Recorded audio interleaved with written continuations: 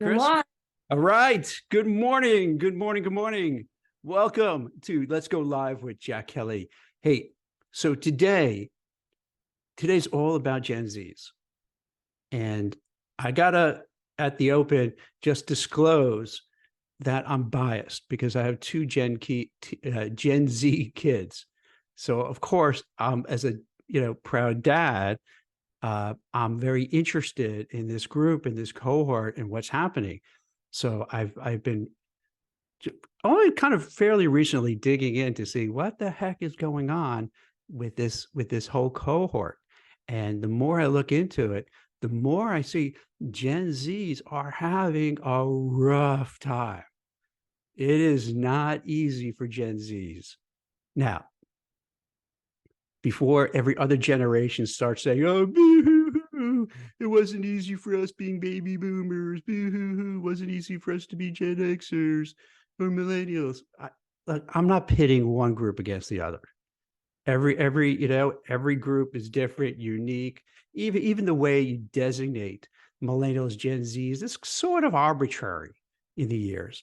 But let's, for the sake of this conversation, I'm not praising or denigrating any other generation. I just selfishly, I want to know what's going on in this group because this is my kids, and I imagine there are a lot of Gen Zs on LinkedIn and social media who will be watching this. A lot of parents who have Gen Zs. In fact, Jeff Altman hit me up saying, "Hey, my son, is a Gen Z and he's in New York and he can't, the costs are just outrageous." So I think this really hits home to a lot of people, from both the parents and both the Gen Zs, about what's going on. And just to jump right into it, and this is, I did a whole lot of research into it and different studies, spoke with folks at different places such as E&Y and PwC and other organizations just to get a sense of what's going on. And the biggest thing is they're anxious, they're worried about the future, they're worried about their finances, they're concerned about finding a job, they're scared of losing their jobs, seeing all these layoffs. They're worried about high inflation, high costs, and then figure out, how am I going to just make it in this world? How can I graduate from college, have this heavy tuition burden, sometimes could be hundreds of thousands of dollars, and you look at new place like New York City, with the average rent is about $4,000, $5,000 a month. Which, to be fair, when you say average, they're going to have, multi-million-dollar apartments and things like that. But needless to say, it's freaking expensive. It's expensive. And then they will, are concerned too, how can we pay off our student loans? Within a couple of years, they're going to be off their parents' health plans, so they have to pay for that. With high inflation and high costs, just the daily living is really super expensive. So there's this kind of toxic brew of issues where, just coming out of the gate, that this group has to deal with. Now, you could say other groups had to deal with it as well, yes, but it does seem particularly this area, because with the crazy high inflation, with what's going on in the Middle East, what's happening with Ukraine, what's happening with layoffs after layoffs, it seems particularly they're getting beat up all over the place. I mean, so far, Christine, have you seen it? Because I know you have your family with all sorts of different, generations under one roof. Have you noticed that the I Gen Z is different than others in your family, let's say, in your friend group? I've seen it, and there's also data to back it up as well. According to like a McKinsey study that was last year, they said that Gen Z faces an unprecedented behavioral health crisis, and Zoomers in America reported the least positive outlook and the highest level of mental illness of any generation. That's frightening, isn't it? That's like so frightening. Think about it, that they're worried, that their mental health really is at stake. And how can it not be, right? Where, you see this just political rancor. Like, no, you can see, no, like, no one gets along in politics. Everyone's fighting with each other all the time. In social media, everybody's on each other's throat.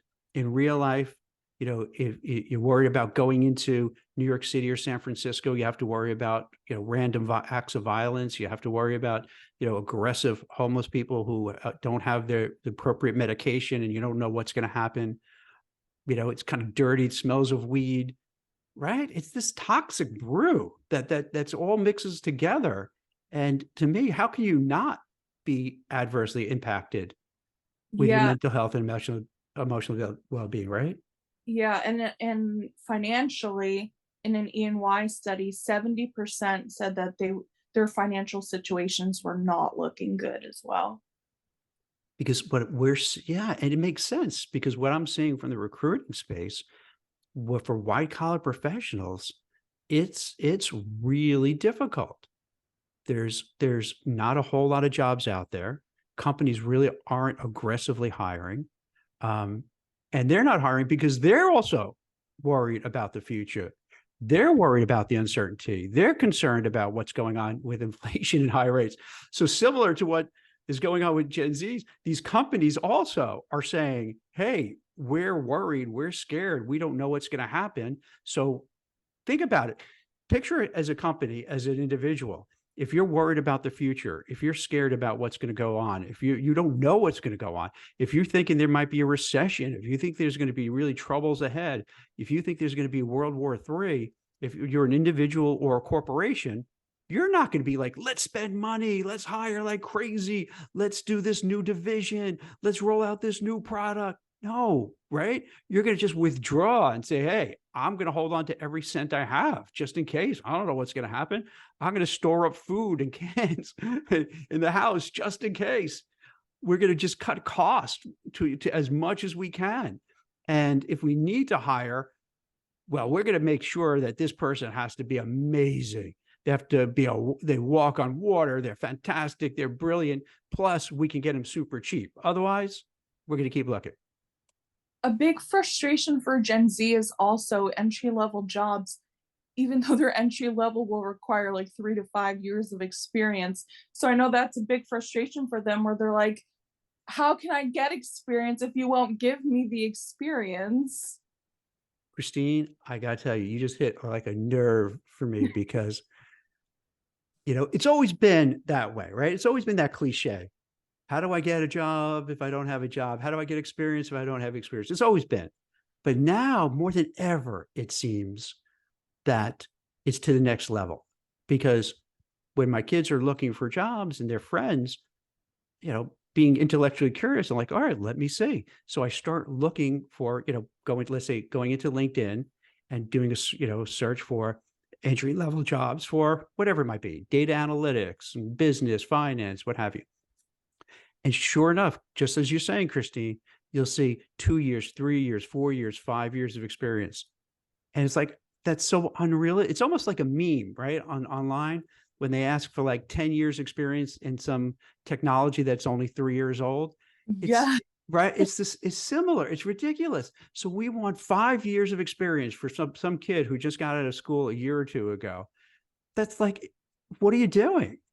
And I think, and tell me if this makes sense, Chris. I think because that still there's a overhang from COVID and the pandemic, where, in 2020, 2021, you had all these like people who are displaced and they were looking for jobs. And then you had older people older could be 30s or 40s, who are displaced. So I think now when they're looking, when companies are looking to hire, you don't have that graduating class just to choose from. You have that, the current graduating class, last year's graduating class, the year before's class, the year before that, and then all these other millions of people who've been displaced, who have lots of experience, who will just take a junior job because they just want a job. So it becomes just almost incredibly insane to find a good job. Would you recommend that Gen Z applies for those jobs that require three years of experience? At this rate, I would encourage Gen Z's do whatever the F you have to do to get that job. It doesn't matter at this point because it's it's so hard. And I don't want to come across as a doomer, But I just want to be transparent that this is a challenge. And once again, this is not just specific to Gen Zs in particular. I mean, they're going through, I think, a little harder because they're starting out their career and hitting brick walls, but, Gen X's, boomers, others, millennials, they all have, similar kind of, problems as well. You go on LinkedIn and you'll see 100 people applied for the job, 200 people applied for their jobs. You're like, gosh, should I even bother? But I think you got to do what you have to do. And I've talked about this on a different podcast where these two guys, these two partners came up with a kind of a software thing where they could submit thousands of applications in kind of overnight, where instead of having to write out an application and submit it one by one, they're flooding all these companies with their applications and resumes because it's so hard to find something. They're figuring, hey, I'm just going to spray and pray. I'm going to just have the shotgun, send it everywhere, and hopefully it sticks, which for most people say that's nuts. But that's, to me, more showing the desperation people have and the frustration they have. And they're willing to just do anything at this point in time to get noticed.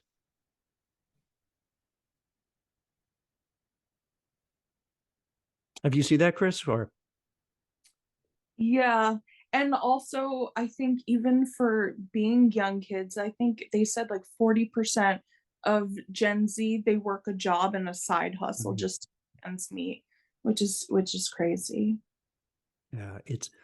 the side hustle. And then also in the wings, they have to worry about AI because even though the narrative is, oh, AI won't take your job, tech always has new tech and it always gets better. Well, sometimes, yeah, maybe sometimes not. And with AI, maybe this time is different. I don't know. But if you have kind of entry-level jobs, the whole pitch from AI is like, for these rote, repetitious jobs, we could use AI. And think about it, for a lot of entry-level positions, they are kind of rote and you're not doing that high-level C-suite stuff when you start out. You're doing more junior stuff. So those seem to be the type of jobs that could easily be replaced by AI. So you have to worry about that. Plus, think about it. It'd be one thing if they didn't see over the last, 2022 to 2023, let's say the tech space, for an example, they had 250,000 layoffs. That's just in tech alone in 2023. So when you're a Gen Z and you see that got to mess with your mental health and like, whoa, in this just one sector alone, all these people were laid off and I'm just starting. What chance do I have? And that becomes a scary prospect because you think, am I ever going to find a job? Am I ever going to get up, just get my life together? You know what I mean? What would you suggest Gen Z do moving forward? That's a good question. I would say firstly, they would need to understand that and get, hey, maybe the deck is a little stacked against me right now, but there's not many alternatives. Meaning you can't just say, woe is me, I give up, put the covers over your head and don't do anything. So you have to say, all right, this is going to be tough. I'm going to have to really try hard. And when it comes looking for, a job, be self-critical and think of, hey, what skills do I have? What's my background? What's my experience? What do I bring to the table? What's something that I have that maybe other people don't have? And then try to leverage that as much as possible. If maybe you graduated with a degree that's not in much demand, and don't think I'm making fun or teasing anybody when I say this. So let's say you graduated with, some kind of major that's just XYZ studies or anthropology or things that really may not lend itself to getting a job right away. Perhaps think of like, hey, maybe I should either go back to school or maybe say take some credentials, some courses, whatever it takes to kind of learn a new skill that's marketable. Look to see what's hot, what's going. For instance, I've spoken to a lot of people who were telling me about cybersecurity is really hot and they can't find enough people. Now, to be fair, I don't know how hard it is to start with cybersecurity, but I know I spoke with the people at Salesforce, and I spoke to the people at Cisco and Google, and they all have these certificates and credentials. And I'm not shilling for these companies. I do my homework for these things. I know I make it sound like I'm just doing it off the cuff, but I really do a deep dive. So I know what I'm talking about. So they offer these credentials to kind of get your foot in the door. So I would take a look at those and say, hey, if it's not working with my major now, whatever it may be, let me see what's hot, what jobs are hiring, and how can I maybe get a certain credential, a certificate, what have you, to move into that area. Then also you could look at jobs, and a lot of people are going to roll their eyes at me. Maybe it's not anything that involves sales, because sales has this like icky connotation to it, but there are always sales jobs open because it's hard to do. It's hard to be a salesperson, but maybe if you have that attribute, if you're gregarious, if you're persuasive, and you could find a lot of jobs within sales that maybe align with what you're interested in. Maybe you're interested in fashion. So that could be something where, oh, all right, I'll sell in that area. You might be interested in the stock market. So maybe you want to kind of be a stockbroker and so forth.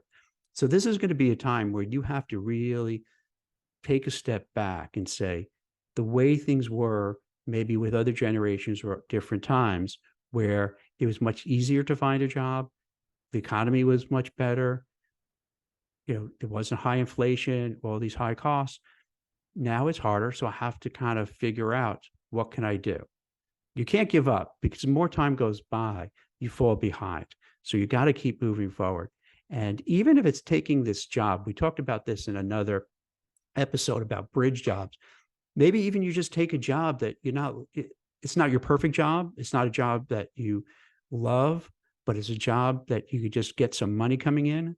You get out of the house, meet some new people, and then maybe that could turn into something else, and and grow your career from there. Does that make sense, Chris? Is that? Yeah.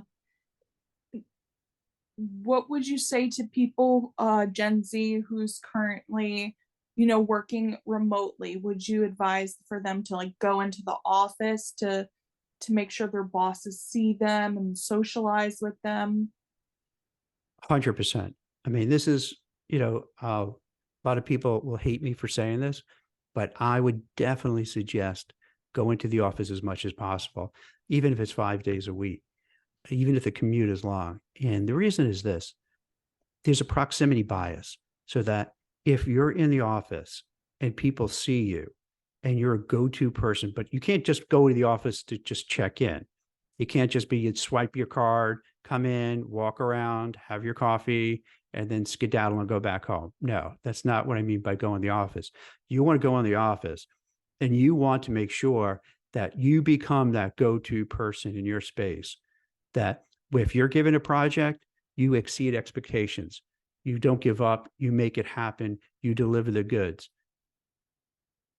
And if you do that on a consistent basis, people will respect you, especially compared if there's only, let's say, a handful-ish of people in your group who are in the office and the rest are at home. You're going to stand out. They're going to notice you. And if they notice you, the odds are, when there's a cool project, a good assignment, maybe a promotions in the wings, they're more likely to give it to the person who's there, who's just doing it and pushing along every day, all the time, as opposed to somebody who's either hybrid or just remote, and they don't really see the person. So they don't really know the person. They really don't know what they're doing. They're not sure how much they're contributing. Maybe, especially for some older bosses, there's a prejudice. They think, hey, if you're home, you're just goofing off and not doing anything. So yeah, I would say get to the office with the caveat you're not just there to hang out. You're going there to make a name for yourself, to build a brand for yourself, that you're that Christine or Jack brand that I could trust Christine or Jack. They're going to be in the office. They're going to get things done. They'll be in early if they need. They'll be in late if you need them there, because it's a trade-off. By doing that, you're going to hold on to your job, and then you're going to advance and you're going to stand out among your peers. What advice do you have for Gen Z parents? Because I imagine it can't be easy for Gen Z who's facing all of these challenges and you have parents kind of breathing down your neck, like, why haven't you gotten a job yet? So, what would you tell parents? One of the reasons why I wanted to do this episode is actually a lot for parents, because if you're not paying attention, you don't know. And if you're a parent, let's say, you're a Gen X parent or baby boomer parent of a Gen Z, you may not realize what's going on. You're thinking of how it was back in the day when you were getting a job. Like someone said to someone I know, Gen Z kid, oh, just go to such and such place and knock on the door and give him your resume. Okay. I mean, fine. That's kind of old school advice, but it really doesn't work. It's not like that anymore. So I would say for the parents, no particular order. Number one, do some homework to see what is going on in this space. And in the comments of when, for, putting on this, this episode, I put in a couple of articles that I wrote. You could take a look at that and some other, stats just to get you started. And then over the weekend, I posted a number of different Gen Z related content, both on Twitter/X and LinkedIn. And you could just check it out through Jack Kelly and you could look at my timeline and you'll see. So I wanted to make it easy. So for parents who want to just get a sense of like what is really going on, to do so this way, you do your homework and you get an understanding of what's happening in this space. And to your point, Chris, because if parents don't do that, they're just going to presume, hey, Johnny, why aren't you getting a job? What's wrong with you? You're just, playing video games all day long and smoking weed with your friends. Come on. What are you doing? Stop it. So they'll just lash out and feel that their kids aren't, working hard to get a job, or think that, well, they're just goofing off and so forth. But if they do know what's happening, if they do understand what's really going on in the job market and the frustrations and the challenges that they're faced, they could be more empathetic to their kids.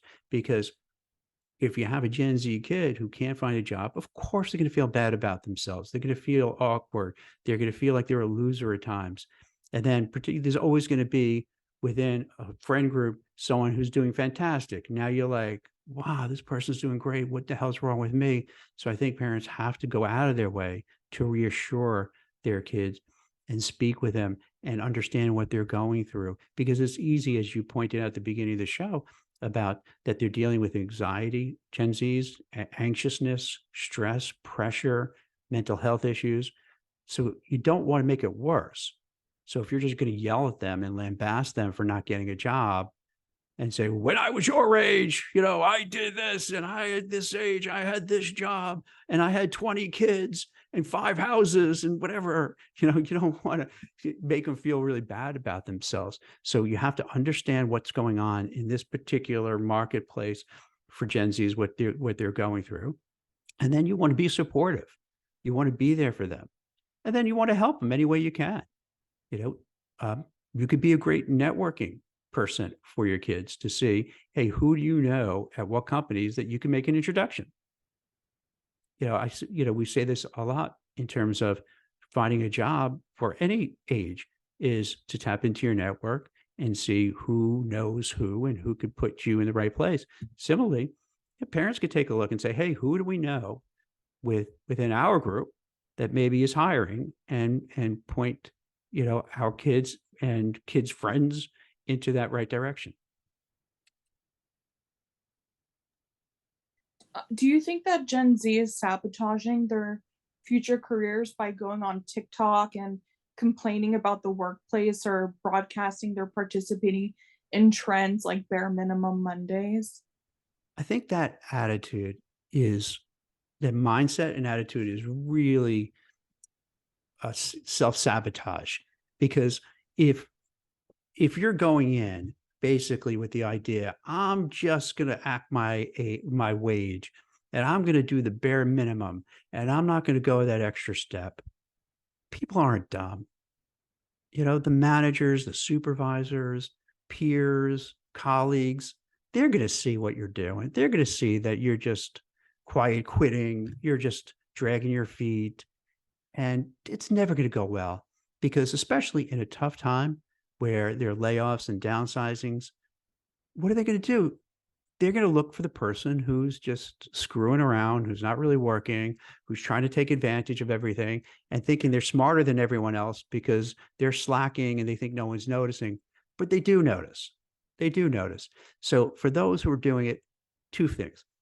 It's not helpful to your career, nor is it helpful to your mental health. Because if you're programming yourself to say, I'm just going to, screw this company, hell with this company, the CEO, the executives are getting all the money. I'm not getting any money, really. This is not fair. And if you have that mindset, I'm not saying you're wrong in that thinking that that's happening, because it is happening, where the CEOs are getting millions and millions of dollars and the workers not so much. So it's true for them a lot of the times. However, if you carry that with you, that kind of victim mentality, you're not going to help yourself, because then it's going to be this overhang of, well, I'm not going to work hard because I'm not getting the millions of dollars, or I'm not going to go that extra distance. Screw them. They could do it. It's never going to work out for you if you have that, because down the road, people are going to say, I'm not going to hire Jack because he just does the bare minimum. He doesn't go the extra. He's bitter. He's resentful. I'd rather not have him on my team. I'd rather have somebody who is motivated, who is positive, who's ambitious, and who could reconcile, even though the CEOs are making multi-millions of dollars and I'm not. I can't worry about what's in their pocket, what's in their wallet, what's in their bank account. I have to worry for myself. I have to worry about, am I progressing in my career? Am I growing? Am I learning? Am I building a skill stack to grow on and to kind of take my career to that next level, and just block everything out? Now, on the other side, Christine, when you're talking about the TikToks, I like to think that a lot of them are doing it because they do feel cheated by the system, but at the same time, they're creative, and this is a creative outlet. So if they're doing it not just for the sake of complaining, but they're doing it because they feel it's creative, it's you're sharing some skill that you have to show, and then maybe you're even thinking, this is something I could turn into a career. I could be a social media guru. I could work for some big, large organization and do social media for them. So this is kind of my way of having a portfolio. So if you're doing it with the intent of maybe just getting things off your chest, or just maybe highlighting certain issues, that's fine. But if you really take that whole ethos of, everything sucks, everything is terrible, I'm just going to just be a cyber slacker all day long, that's not going to help you. Or you get a sip. Yeah. So here's another thing that I want to talk about too, is that there's such misconceptions, I think, about, Gen Zs.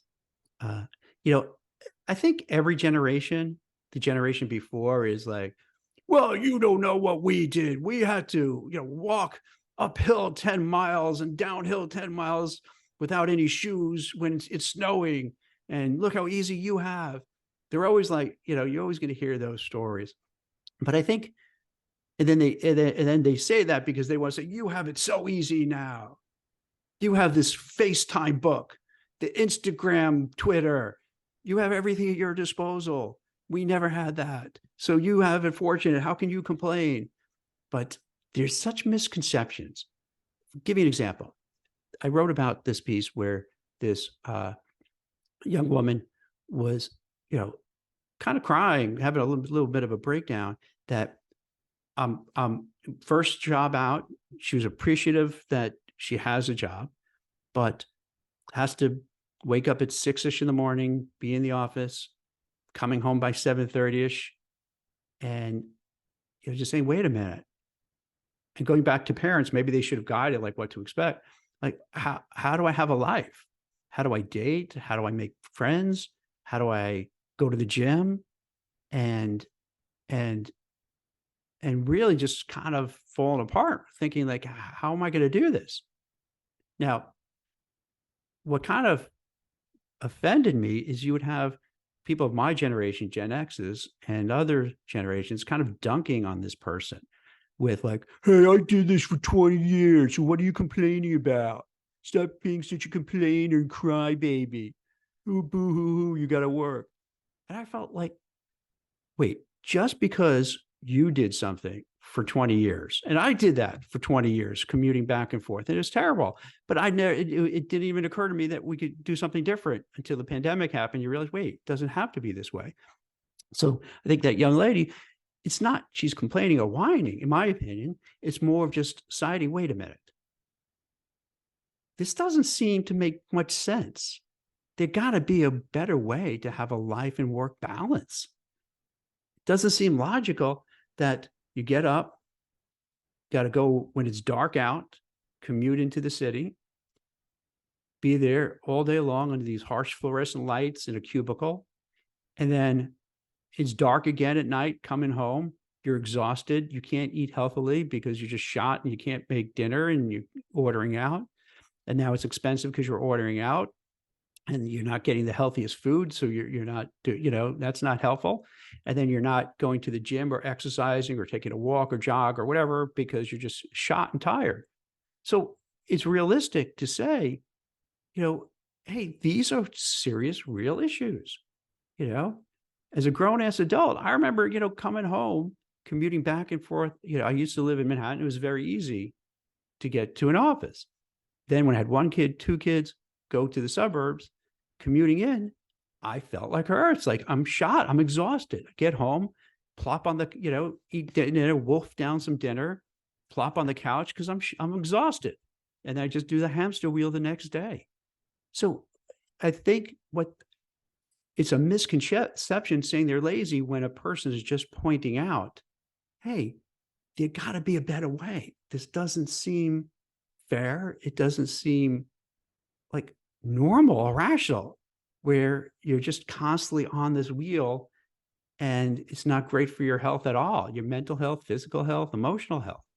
So one of the misconceptions is like they're lazy. It's not lazy. I think they're just asking the questions of, well, how should the workplace be?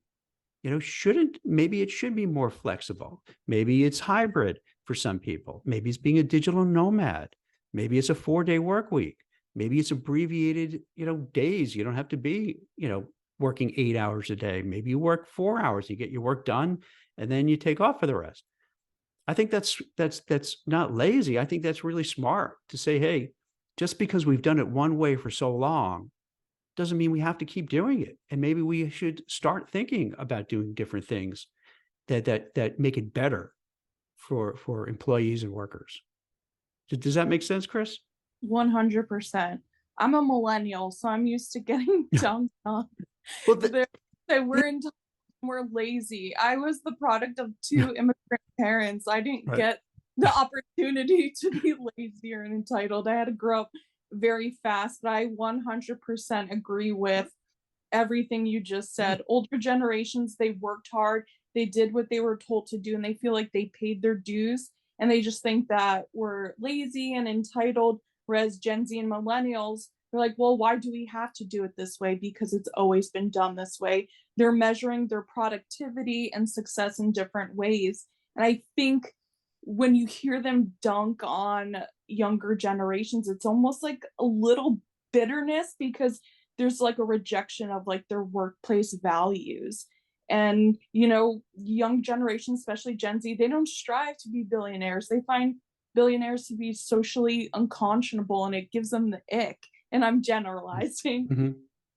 And I also feel like older generations are like, well, I had it hard and you have to have it hard too. And that's weird because don't you want your kids to have it better than how you had it? But then when that's the case, you say they're lazy or entitled, and you remind them how they don't know how easy they have it, but wasn't that the goal? But yet we punish them for it.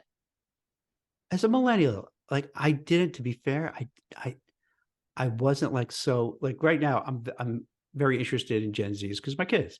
So Mhm. millennials, I didn't really like didn't focus on it. How was it? Did you get the same, grief? Like, Oh my god. oh, you get a trophy. Everyone gets a trophy. Was that part of like what Parti happened? Yes, participation trophy. Yeah. These millennials, they're coming in, they're getting promotions, they're lazy. Like sometimes in the office, like some candidates would call up and then just be like commiserating about their millennial like colleagues and stuff. And we were blamed for ruining like housing, and because we leaned in so hard on roommates, we ruined like the housing market, just like everything. So it's all the millennials' fault. Is that? Yeah, it's all millennial fault. I Yeah. at one point I had like a folder of screenshots of every headline that just dunked on millennials because it was just so ridiculous.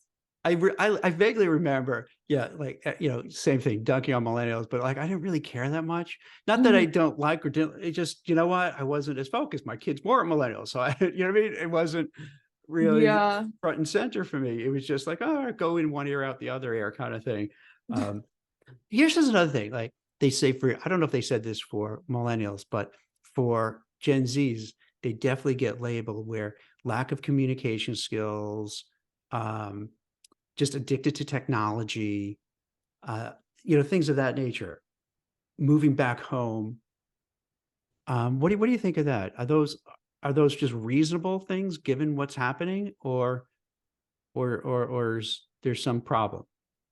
There is a problem, I think, when it comes to communication skills Hmm. and interpersonal skills. They've lived their lives online, and it's come at the cost of those Yeah. interpersonal and communication skills. I have a Gen Z brother, and whenever he would want like Chinese or pizza, he'll be like, "Can you order it?" And I'm like, "No, you have to get on the phone and you have to order it." I had to show him like tough love because he needed to like practice those communication skills. And I don't think there's anything wrong with moving back home. If that's the best thing for you, then I would advise it. You'll be able to save some money. And I think it all just goes back to parents and their understanding of the whole situation. Yeah, and to me, from the outside, and again, I'll kind of generalize, but how often have you seen parents who for now are the Gen Zs growing up, you're at a restaurant and you just give them an iPad or you give them a phone, and this way, and then you just ignore them and they're just on there and that's it. And then fast forward, you have COVID, and for almost 3 years, you're kind of locked away. You lose your social circle of friends. You're kind of isolated, and then you become addicted to social media because what else are you going to do? And then you blame them for being addicted for being addicted to technology and not having good communication skills. But how can you have good communication skills if you're locked off from all your friends for literally for at least 2 years, if not more? So of course that's going to happen, right? I mean, it's not their fault. And then when you say moving back home, well, what are they supposed to do? If you have huge, college loans that you have to pay off and everything is super expensive, from the rent to getting a car to having a phone, getting insurance, like it's almost impossible. So you need to go back home, right? Am I like in Yeah. crazy world? I mean, these Wh- things just seem so logical. Like, how can people, you know, like point their fingers at them and chastise them for it? Where these are just these are the facts that it all played out this way. And I think colleges don't do enough to prepare you for the real world as No. well. And I remember interviewing someone and I asked them like what their strengths are, and they Mm. said, I don't have any. And I'm like, imagine going to college for 4 years, you're taught all these like technical skills, and then you're not taught the skill to like Yeah. interview. Yeah. Looking back, yeah, education is horrible. It really is. Like they teach you nothing in the real world, like what you really need to know. Yes. Right? Like I never need to know the Pythagorean theory or trigonometry.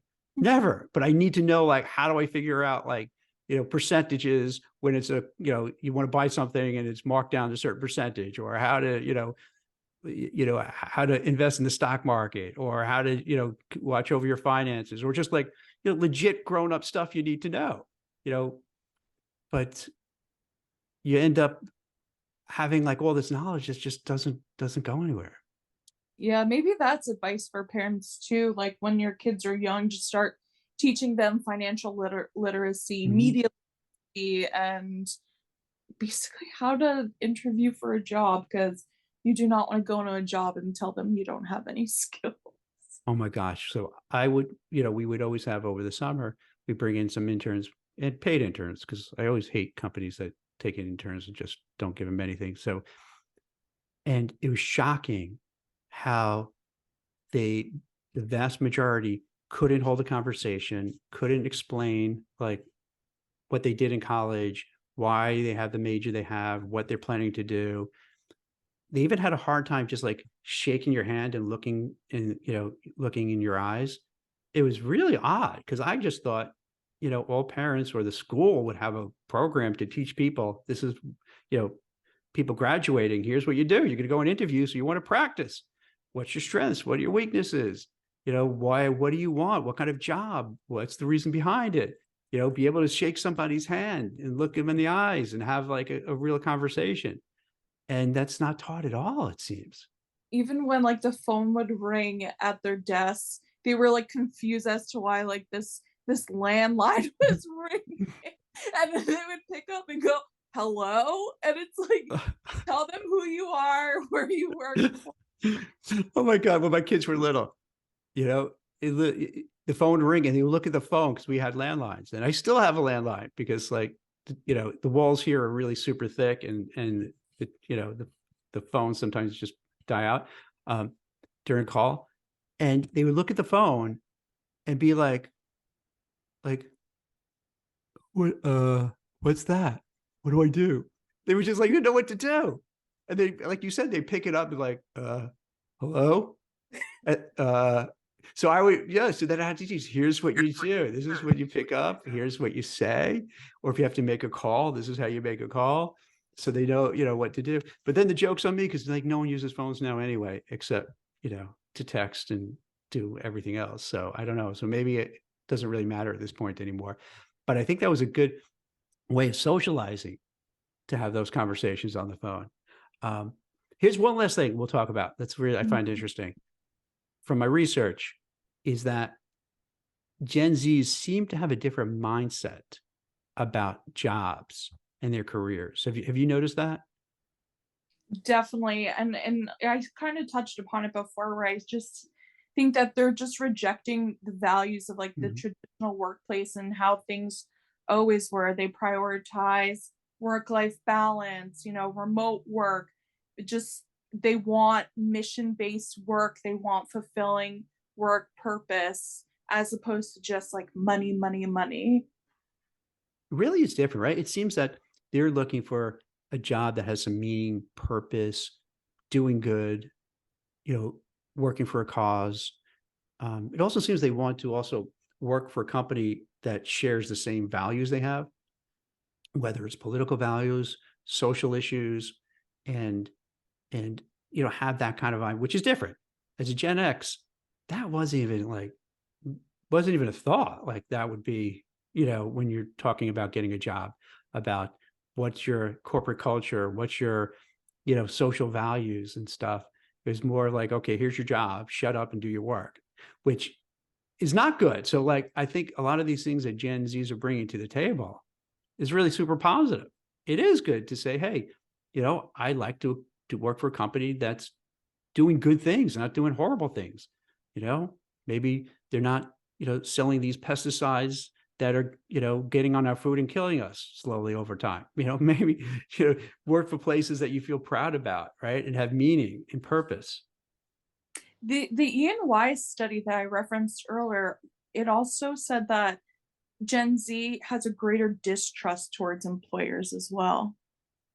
I thought that was interesting. Well, it kind of, to me, that makes sense because if you're a kid, right, and you see, depending on your age, right, let's say you've seen go back a little bit with the dot-com boom and bust, lost their job, their parents. Now, these might not be Gen Zs because they were too young, lose their jobs. Then you have the financial crisis.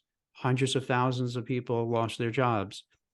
Then you have the beginning of the pandemic. Hundreds of thousands of people lose their jobs. So, and then you have a brief period when we were coming out of the pandemic and lots of jobs, great resignation. Then 2022 till now, not so much. So why would they trust their employers? When you see this fact pattern of, up, down, up, down, up, down, layoffs, layoffs, hiring, layoffs.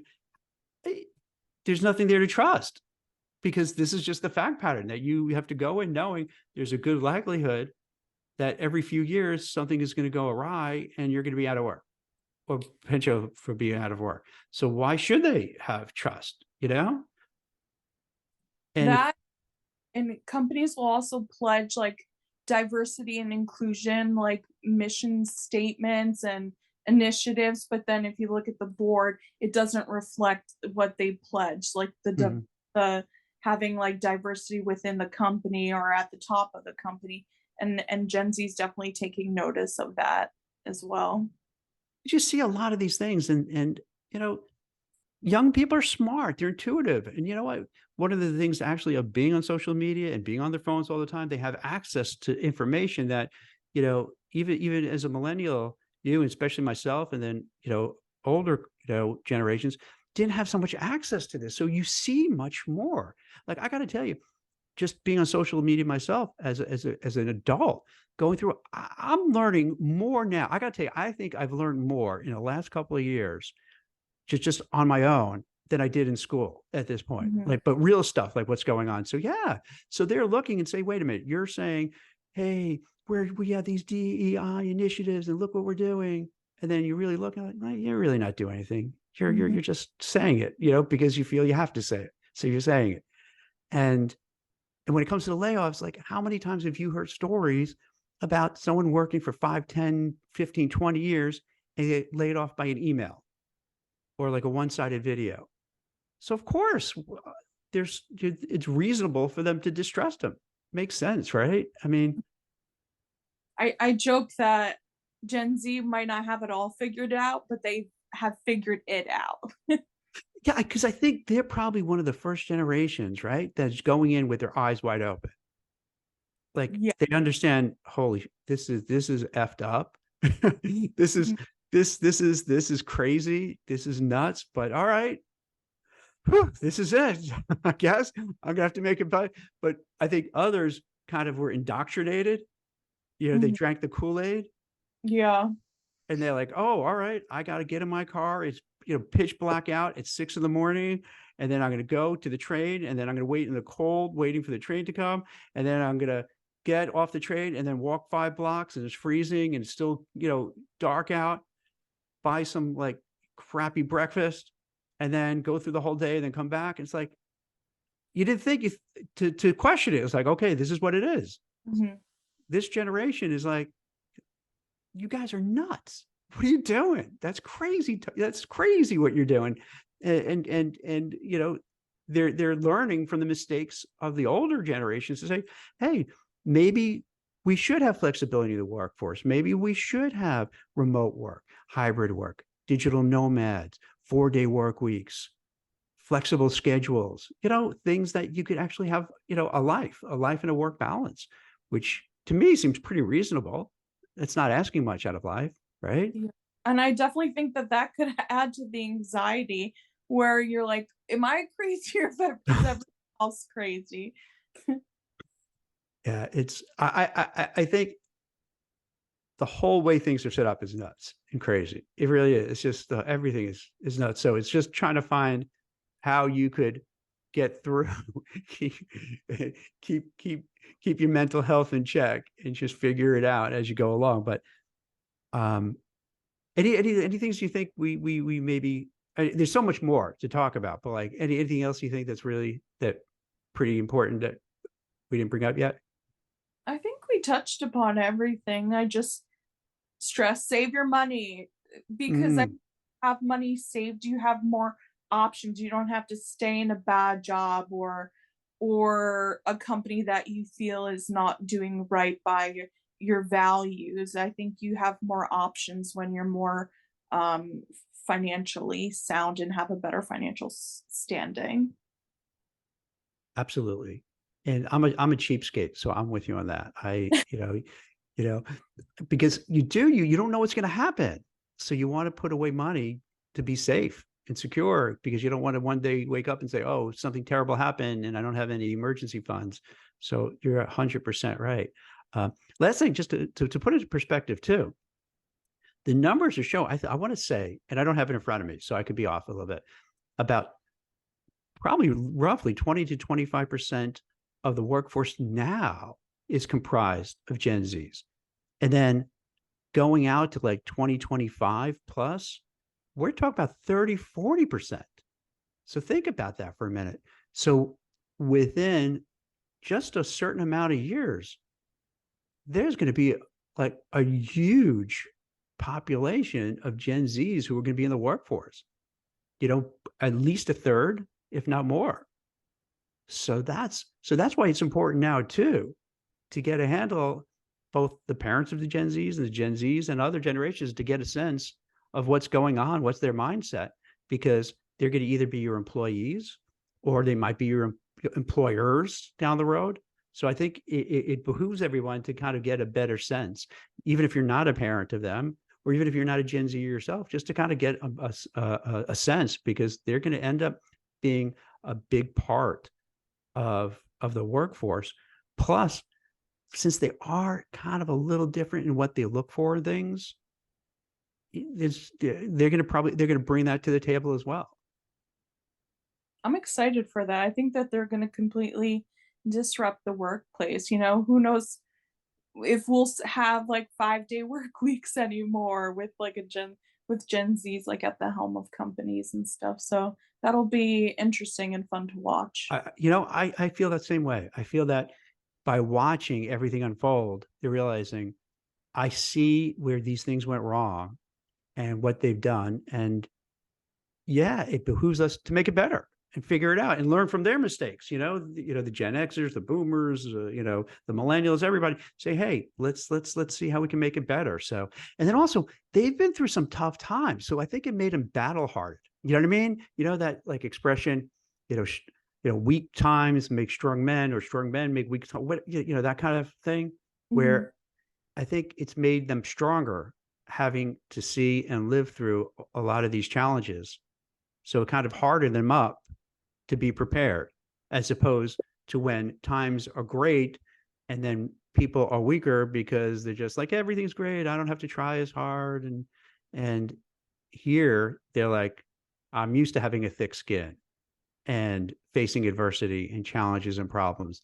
So I'm ready for it. I'm battle hardened. So I agree with you, Chris. I think they're going to be I'm betting on it, that they're going to be a really great generation and add a lot of value. Especially if they have that resilience that you Yeah. speak of, they'll go Yeah. far. All right, well, cool. So I think this is a good introduction for people who may have not really thought much about it. And to be fair, why should they? They don't know. Like, this is a group that's kind of slowly kind of emerging and getting larger, and now noticing more in the workplace. And so I think it was a good conversation for us to have, to bring to the attention of what's happening. And I think so for Gen Zs who are watching this will feel validated. And if you disagree with what we're saying, that's cool. Let me know. I love to hear from you, your thoughts and what's going on. Um, and then for the parents as well, who might be watching, or who maybe you want to turn your parents on to watch, so they get a sense of what's really happening. So I think this is really good. I think this will be really helpful for a lot of people. So Christine, thanks. Everyone, thank you very much for watching. I hope this was helpful. And as always, leave comments in the page that Christine put out for the show. So this way, if you have questions, comments, you think, you hate me, you love Chris, you hate Chris, whatever, I don't care. Because I think by having these dialogues, we all learn and we all grow and we all get better for it. So any comments, thoughts, ideas, please share it. And any way we could help you, feel free to reach out to us. So thank you very much. Thanks for listening on a, Monday at 10 a.m. It shows you're really career focused and motivated. And I appreciate your support, everybody. Thank you so much. Have a great day.